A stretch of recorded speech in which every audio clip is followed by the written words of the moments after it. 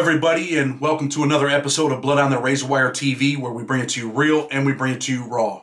I had promised everybody that I was going to bring a former FBI agent on the show, and I'm grateful to have him on the show today. I'll let him introduce himself in a second, but I want you guys all to hit that subscribe button, hit the like button, share the video. You should definitely be commenting, ask any questions you want, because this is an important interview, and we'll get into that as we move along as to why.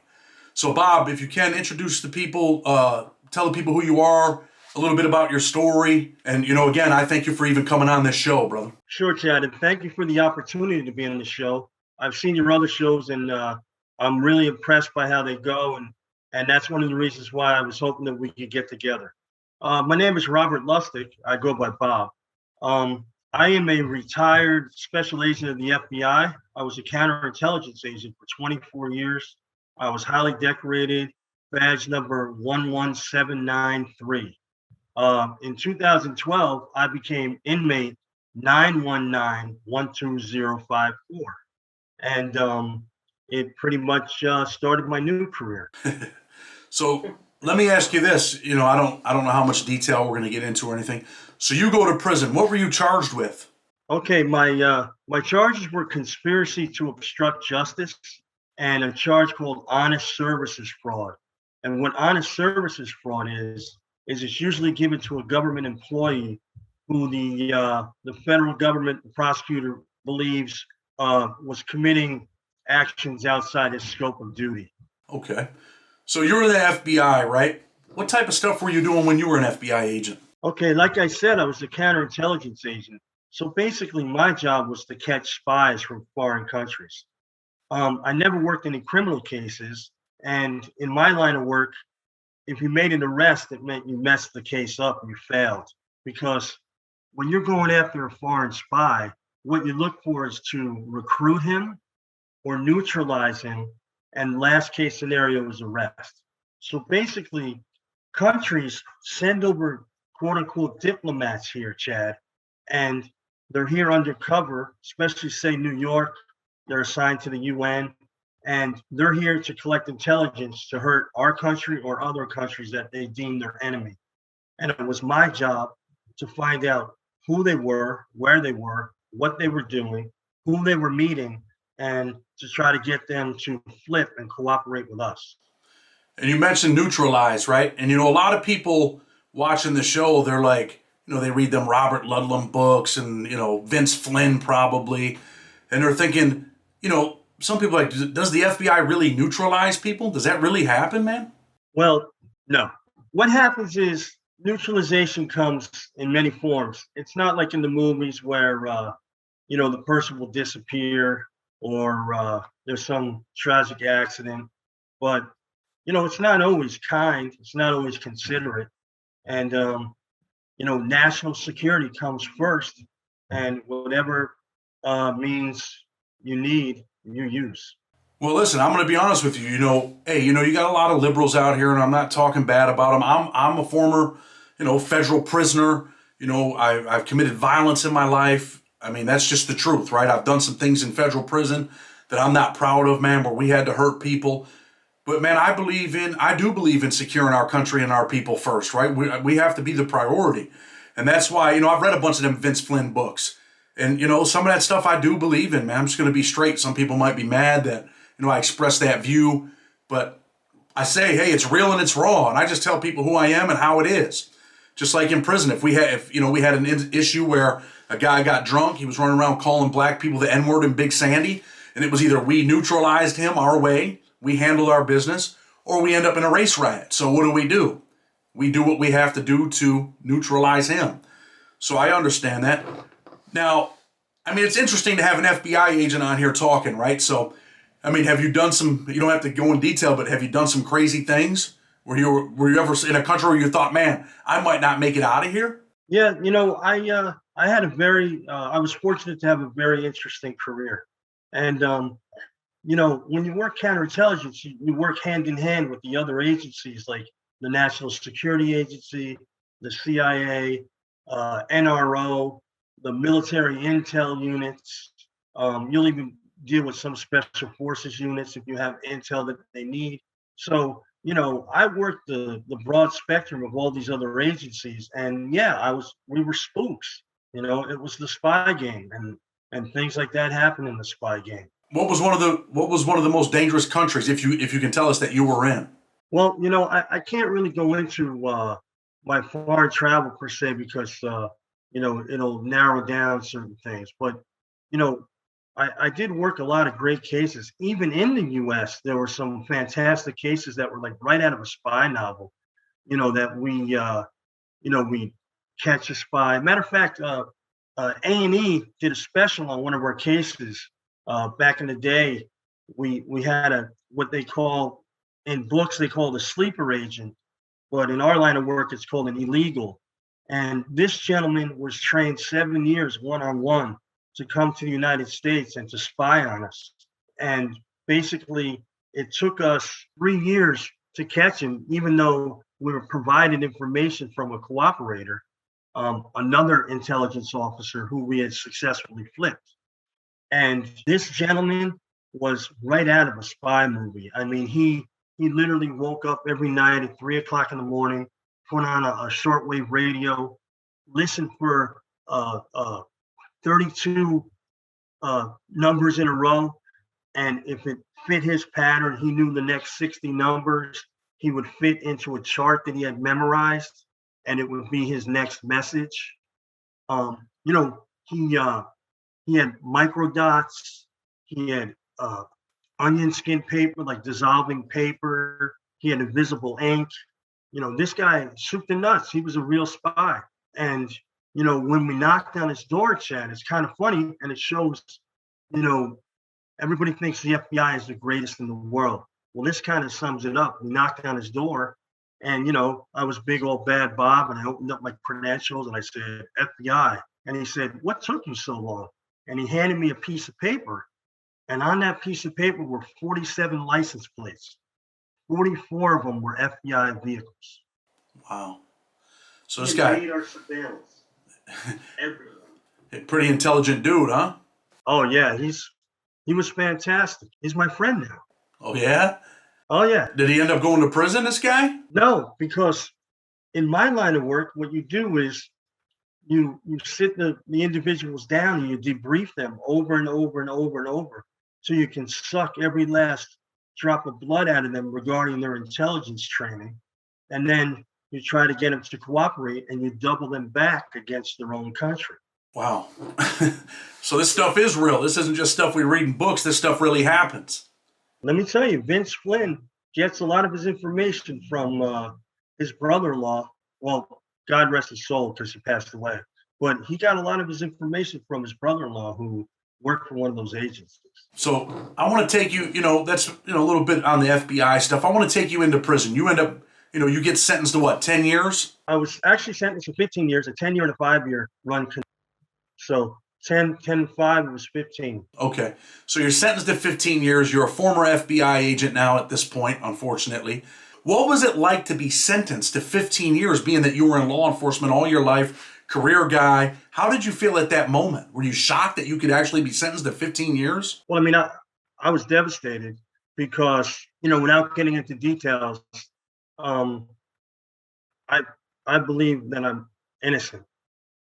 And when I was in court, I had what was called a Confidential Information Procedural Act hearing.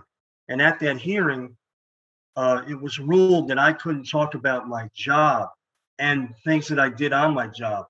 And my defense was basically that the person that they alleged that I was helping get off an indictment and I was obstructing their investigation into him was actually my confidential informant. But I couldn't bring things up like that in court. They ruled against it. So, my whole defense was gone. So now you were on that side of the law. Did you start to realize that, hey, all the rights that you thought you always had and that other people had, that really those rights don't exist? That it's just something they write on paper? Let me tell you something, Chad. I was on that other side, and then I went to the other side of the fence. And what I learned was that truth and justice are very rarely in the same courtroom. And it really doesn't, the truth doesn't matter. The only thing that matters is that the prosecutor wants to get a victory, and they will do anything they have to get that victory. For example, with me, they just slandered me in the press like crazy and made me basically almost made it look like I was committing treason when my offense level was a 14, which is 15 to 21 months. So, if it was such a heinous crime, why wasn't my offense level way up on the chart, And then when I learned about enhancements, Chad, my head exploded. I never realized that, there were things like ghost dope. You could hit with a gun that was in a gym bag that wasn't even yours.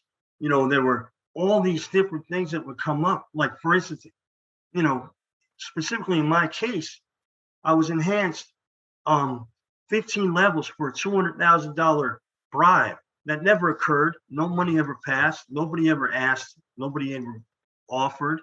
But they enhanced it. And it's like enhancements you can't even fight really, because say you have 10 enhancements. The judge only wants to hear 3 fights. They're not going to sit there all afternoon and listen to all those fights. I couldn't believe it, Chad. And when I talked to the guys that I met along my journey, and I saw some of the ways they were broke off in court, I was shocked, and I was disappointed, and I was embarrassed that I worked for that agency. I hear you. So let's talk about prison now. So now you're going to prison. Let's go back to, you're not there yet, but you're on your way. Being that you were in law enforcement, you were a former, FBI agent. Were you a little bit nervous? Keep it real. Oh, definitely. I was, lucky for me, I'm a big guy, and I've worked out my whole life, and I know how to handle myself.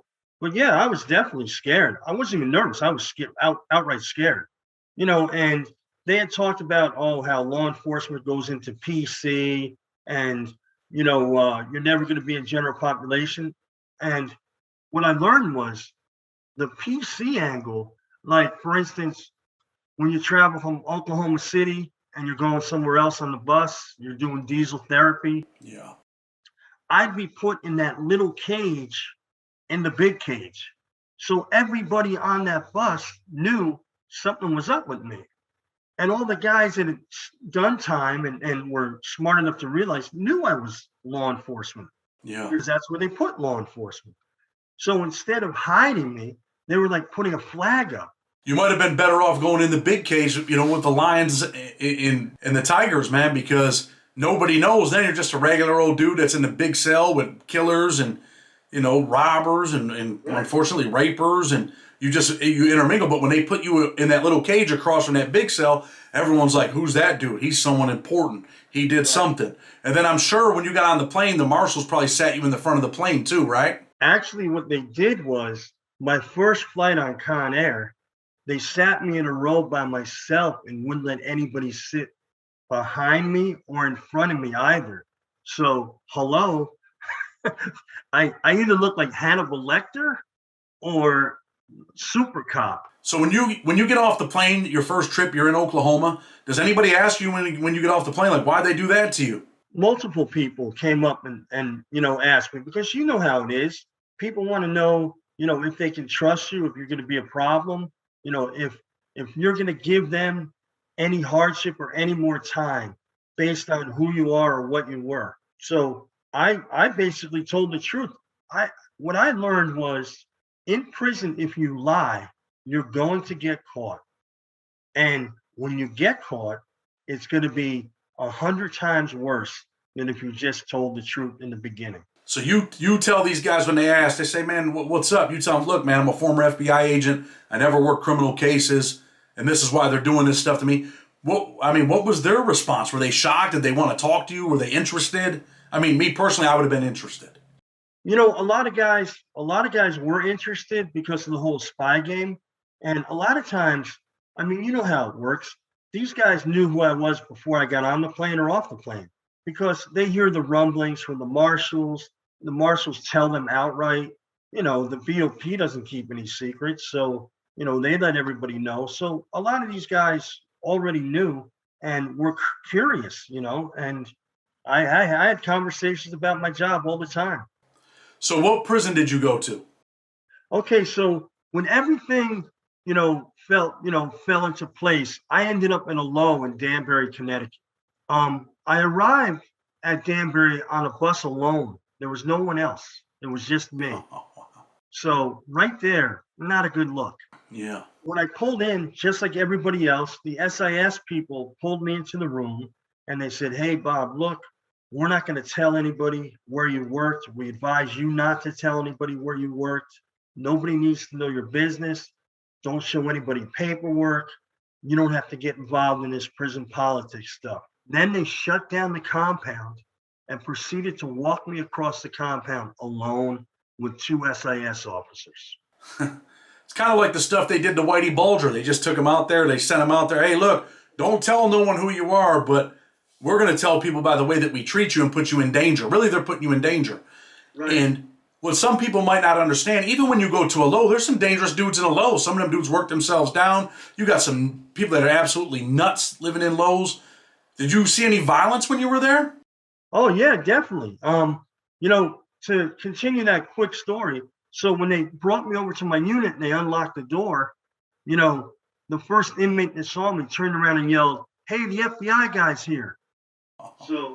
So much for Yeah. nobody learning where I worked, and that first night, I had a little bit of a situation because I went into the TV room, and we know the rules. I mean, I learned the rules that no people that cooperated with the government, no child molesters or sex offenders, and no cops are allowed in the television room. And they like to keep that rule. Yeah. So I sat in the television room. I was confronted by someone who they call a shot caller. Um, At a low. yeah, oh yeah, they had them. Trust me.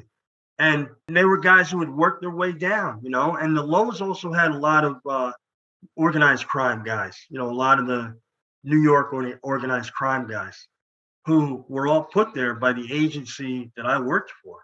I'd say 75% of the guys, Chad, were put there by the agency that I worked for. I had my head on a swivel. Did the white car or the white shot callers or the Italian guys ever come to accept you and say, man, you know what? Bob's an all right guy. He can come in the TV room. He can hang out with us? Yeah, they did. And that's a point that I want to make to your audience. People in prison, men in prison, if you respect them, they respect you back. And if you are courteous and considerate, they're the same way back. I met some of the greatest men I've ever known in prison, much better men than sat next to me in FBI offices. Wow. Hey, let me stop you, man. Say that again. You met some better men. Better men in prison than some of the guys that I sat next to in FBI offices. See, that's the thing, Bob. That's the one thing that I also want to do. I want to change society's perception of prisoners because society thinks that everybody in prison, for the most part, are bad guys. They should be locked up, throw away the key. Obviously, that sentiment is changing now because people are starting to realize that there are good guys in there. But for a guy like you to go from where you worked at, the agency that you were at, to go into prison and meet some of these people and come out and say, man, look, I met some really good dudes in there, man. That's a good message. People need to hear that.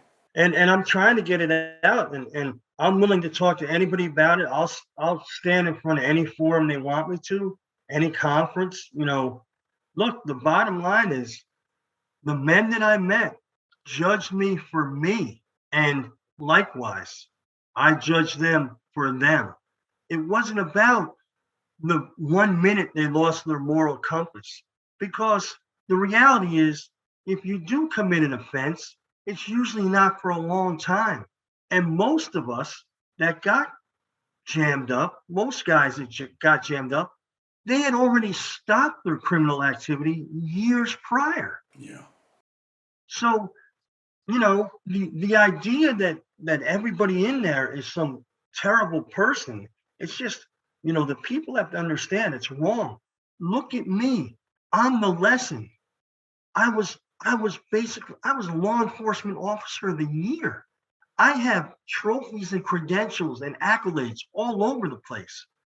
Yet in one instance, it was all gone and I was incarcerated. and I became an inmate. In the blink of an eye, it can slip away.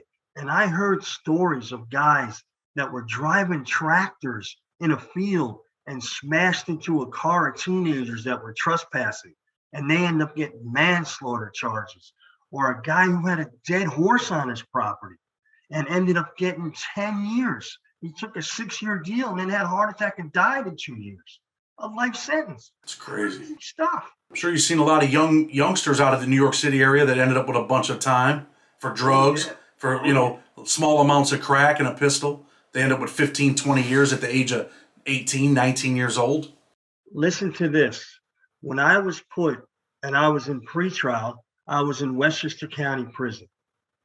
Now, my grandfather used to run the farm that fed that prison. He was in charge of the commissary. Back in the day when they still had chain gangs in New York, my father was the CO there. Wow. And I played on those grounds every weekend. So I was in a cell and I looked out a window at my grandfather's old farmhouse. And I met guys in my unit that I've recognized from pictures on a wall in the FBI squad that was next to me. Oh, ain't that something? So, this is a prison, crime and prison-based show. We're gonna get into some more crime stuff too as we move along and as we grow. But I want to talk about prison. So you're in the prison, and this is a low-security prison. Some people think these are the places where there's tennis courts and steaks and shrimps and no violence and just, older white mafia guys like the Goodfellas movie or whatever. So you get there, you said you've seen some violence there, right? Yep. I was probably there on my third day. And, I like to work out, and I went into the weight room. Funny story, big, huge African-American guy with dreadlocks comes over to me when I walk in there. And he says, "Hey, what car do you ride in?" And I looked at him. I'd only been there 8 hours. I looked at him and I said, what car do I ride in? He said, "Yeah, what car do you ride in?" And I said, "A Chevy Tahoe." That's how immature my prison knowledge was. Yeah. I didn't even understand the whole car idea. So, but anyways, in that same weight room, I'd say a week later, I watched somebody pick up a 15-pound dumbbell and, destroy another man that was in there. I mean, these, bad things happen, even in Lowe's, man, even in Lowe's. Oh, I saw a lot of it. And like you said, at Lowe's, you get a lot of guys that started out, way up the chain and worked their way down, however they did it. And, they learned how to play the system and get down there. I want to ask you this, Robert, right? First of all, you meet anyone that maybe wasn't never going home in there? They got some lifers in Lowe's once in a while, right? Yeah, I did. I actually worked with a guy who was never going to go home. That's sad, man. Some people are never getting out.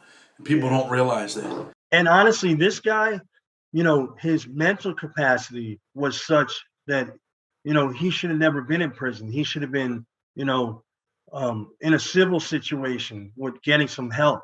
And, it was just terrible. He basically wandered around, in a daze because, pill line, they just like to shove those Skittles down your throat. And do you feel like the federal government just balls people up and tosses them in the can?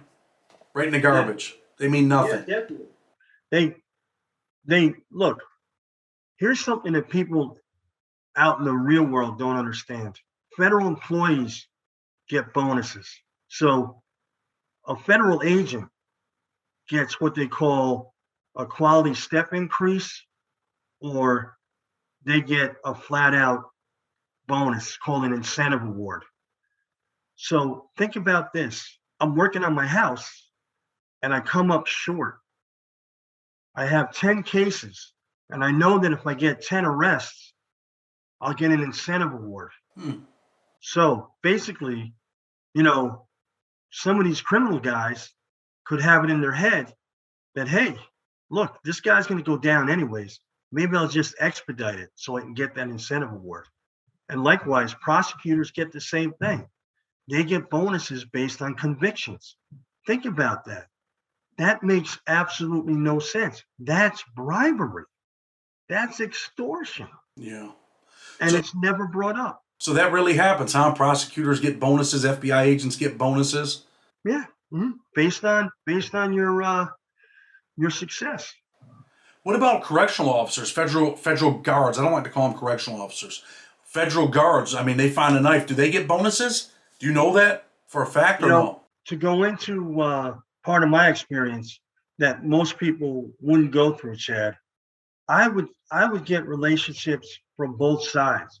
I would have, fellow inmates that I got along with or I didn't get along with, and I would have COs that I got along with or I didn't get along with.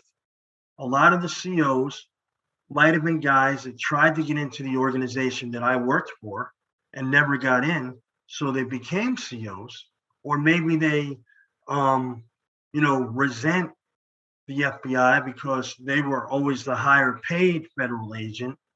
And honestly, COs should be the highest paid for what they have to put up with. I mean, not to be pro CO, but that's the bottom line, looking at it from my side of things. That's And, understandable. some of these guys would, you know, come up to me and they'd be like, hey, how can I get in the FBI? How did you get in the FBI? What do I have to do to get in the FBI? And I would sit there, Chad, and I'd be like, you realize I'm wearing khakis, right? Like you're asking me to help you get a job in the agency that I'm in prison of. Like it was just surreal for me sometimes, Yeah. you know? And yeah, so anyways, long story short, to answer your question, and I'm sorry that it rambled, but yeah, those COs told me that yeah, they in fact get, they have an incentive to find the phone or the knife or the shiv or the drugs. Okay. So there were some guys that you probably just never liked you for no reason besides the simple fact that you were an FBI agent at one time. Right. And I'm talking about prisoners. I mean, Mhm. were there guys like that? Were they like, man, dude's a cop, bro. I don't care what you guys say. You guys think he's all right. The dude's a cop. Yeah, definitely. Matter of fact, I mean, you know how cafeteria sitting works. Yeah. Each table's from a region, and we had a New York table, and there were two guys at the New York table that just did not want me there because of where I worked. Yeah. Now, I had to make a decision. Was it worth, moving furniture for, so to speak? Like was it worth, you know, being disrespected in that way? Did I need to prove myself? No, for that I didn't. So I sat at the Christian table and I was fine with that because honestly, I got along with everyone. And to me, it didn't matter where you sat in the cafeteria. It wasn't some kind of status symbol. I knew you were going to say you sat at the Christian table. I should have said it before you did. That's all right. I mean, you get some of these dudes. Let's just keep it real. Like I do a lot of stuff. I help a lot of people. People that deserve help. Those are the people that I help. But nah, there's some guys in there that are real like jerk offs, I guess you could say, real assholes, right? Those are the guys that are extremely ignorant, but think they're tough and they're this and they're that.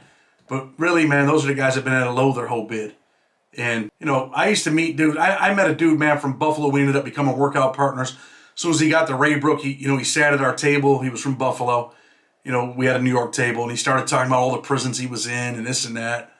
And I just listened to the story, but I had really been in all those places for much longer than he ever was. He was in Canaan, and he was in Allenwood, which is a pretty soft pen. Right. And, he's talking and stuff. Then I'm outside, I'm working out. And I'm like, oh, you're that tough ass dude that was in the USPs, man. We better watch out for you. He's like, what do you mean? I said, no, man, we're scared of you. I was kind of clowning him. And I'm like, look, man, I did 14 years in the penitentiary or whatever. I said, dude, you don't have to tell stories like that, man. It's like you're coming to an FCI and you think people are going to be scared of you because you were in the penitentiary. Men respect men, When two elephants fight, the ground suffers. So we ended up becoming friends, but I was like, dude, you don't have to do that stuff. Like, I didn't come to an FCI and be like, hey, I was in a pen. And, your character speaks for itself sometimes. And I totally agree with you. And that's an excellent point because, you could tell the guys that had come down from, the USPs or come down from the pens, they were all respectful and ended up being friendly with me.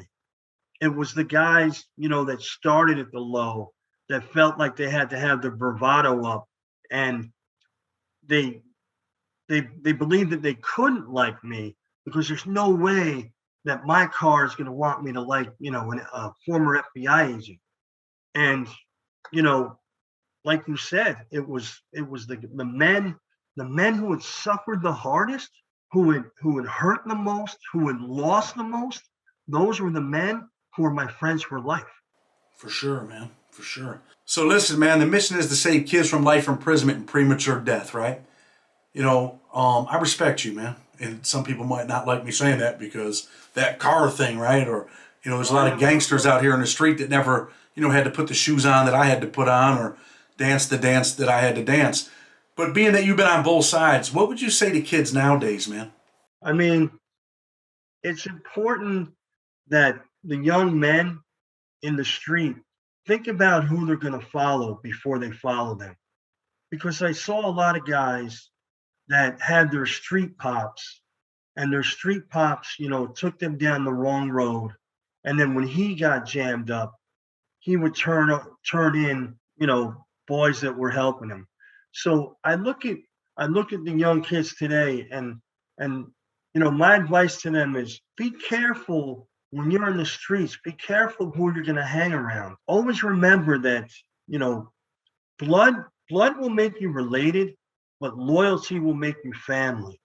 And make sure that you have people that you're surrounded with that are loyal, and you know that they're family, so that push comes to shove and something goes down, that guy's going to have your six, going to have your back. And that's family. That's what family does. For sure. Hey, man, honestly, Bob, I appreciate you coming on the show. I'm sure there's going to be some comments on here. We welcome all comments. I want you to respond to them if you can. We'll be on it right away.